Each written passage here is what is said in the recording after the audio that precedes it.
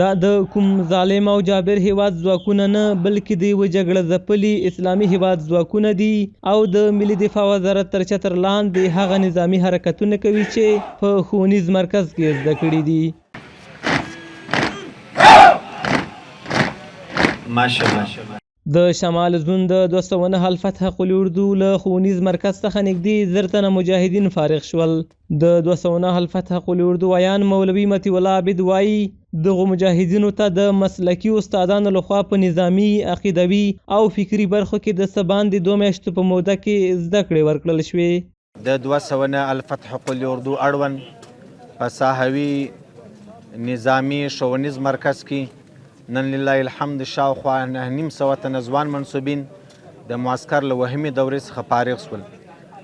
دغو 9.5 تنه منصوبینو ته د 2.5 میاشتو په موده کې عقیدوي، نظامي او فرهنګي زده کړې ورکول شولې چې نن لله الحمد تاسې وینئ چې فارغ شول، د هیواد د سرحداتو د ساتنې او د ولس خدمت ته وړاندې شول.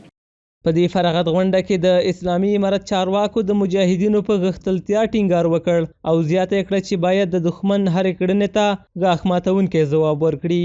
دغو چارواکو وویل د اسلامي امارت نظام د ټولو افغانانو نظام دی او هیڅ غړي ته یې قوم، ژبه او توکم مطرح نه دی. پکار دی د دښمن هغه دغه شیطانتو ته ډېر زیرک واوسېږو. پکار دی مجاهد په نظامي برخه کې هم هغه مجهز وي، په فرهنګي برخه کې هم کلک مجهز وي، په قلم کې هم کلک مجهز وي. د دشمن هر قسمه جال ته پکار دی دی متوجه وي. برای مجاهدین وحدت خیلی مهم است. مثل که جناب شیخ محترم گفت نظام اسلامی است.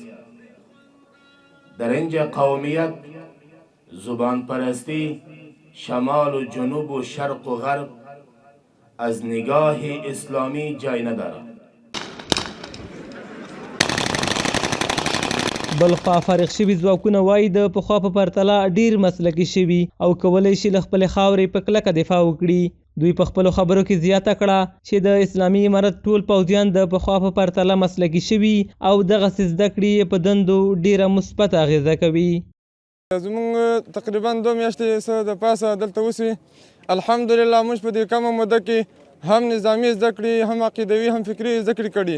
موږ خپل اسلامي امارت ته او مشرتابه ته اطمینان ورکوو چې موږ خپل سرحدات او خپل هغه ته ولس ته په ځان به شپه ورځ وکوو او د خپل ولس خدمت بکوو. ایرا برای مردم و ملت خودمان وعده میتیم که انشالله با مردم عزیز افغانستان و به کشور عزیزمان به جان و مالمان دریغ نمیکنیم و خدمت مینماییم.